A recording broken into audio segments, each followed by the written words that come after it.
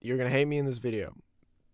That I'm going to start off by saying that because it's not going to be a popular video. It's not going to be a comfortable one, but there's something in this video. There is a huge problem going on that we all need to hear when working with how to sound like blank, how to sound like blank. Let me walk you through a story. I watch Kenny Beats and Alex Toomey on Twitch and YouTube. They released their vocal templates. They're huge artists, and they're like, here's every single effect that I have. I copied every single intricate knob that I downloaded, all the plugins that they could have, whatever it was. I did it to the exact T. I'm like, I'm gonna get the best vocals. I don't care anymore. And I used it on my vocals for a couple songs. Finished the vocals, and I was convinced that they sounded amazing, right? And then I would show it to girls, right? Like, that's just what would happen at the time. And they'd be like, why does the vocal sound weird? And that sucks, man. Like, it was the worst. It's the worst fit, and we all know that deep down, that if our vocal sounds bad and we show it to somebody else who isn't a musician and they go, ew, something's wrong. What was happening? Template culture. That's what was happening. Bum bum bum. That's the big one. Give me the template. Give me the preset. Give me that DaBaby template. Give me that Juice WRLD template. I just want the template. Here's why that was bad.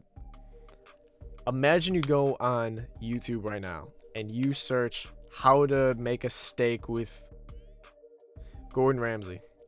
He's gonna go and tell you, buy this steak, buy these sauces and spices, cook it for this long, go through the process of cooking it exactly like this, and then you'll have a finished product.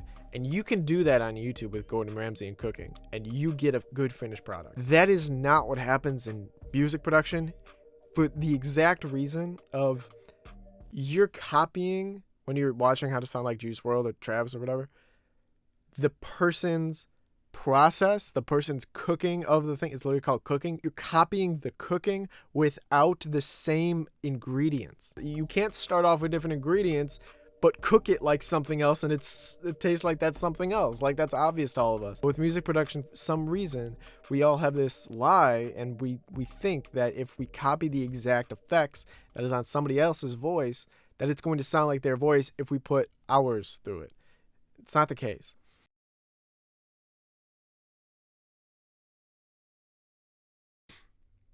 What? Hi. Hey. It's for the audio sake. Editing right now, I wanted to give kind of an intro into the second part about what's going on. Just wanted to say I won't be deleting the old Sounds Like videos on the channel because they're good for beginners, and it's good to see a bunch of the things that I show in other videos for mixing vocals in practice. But if you're really trying to get a professional sound, basically, if you're at a level where you've done a couple mixes and you really want to get this thing going, this is the only preset template culture problem that I wanted to get across.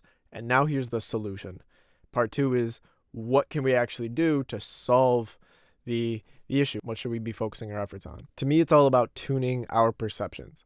The analogy I give here is, if you're telling a sculptor something, you don't go up to a sculptor who's like sculpting something and say, okay, well, hit here 3 times, and then hit right here 3 times, and then hit over here 5 times.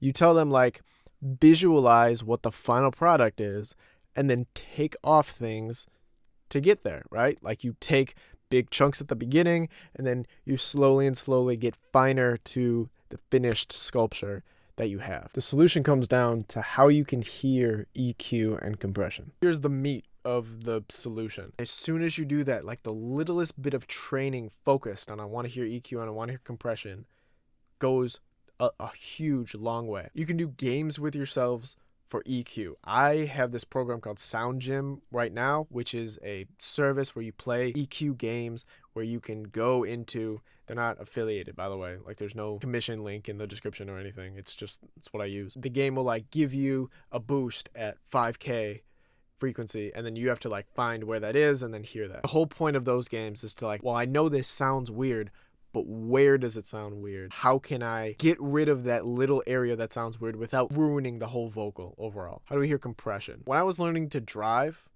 my uncles got me into like a big parking lot, and then they'd say just like, do donuts around the parking lot. Like, go crazy with the car and don't worry about anything or being caught or anything. It showed me that, like, I wasn't afraid of what the car was doing anymore. I knew and got a feel for the acceleration of it and the braking and turning and what hurts and what doesn't. And thankfully, if we have crazy burnouts on our compressors in the same way, the police probably won't give us a ticket. Go into compressors, turn the settings on super heavy, max out like everything on a compressor, mess with the dials, and then you'll start hearing what those dials do for compression. There's a sound that goes along with it, and being able to like hear the Ash Nico song and be like, oh, well, that's a fast release time on a compressor type sound, is super valuable. The whole goal at the end of both of these is to be able to say, okay, well, like I've had in actually the last videos that I've released, like here's a vocal right here,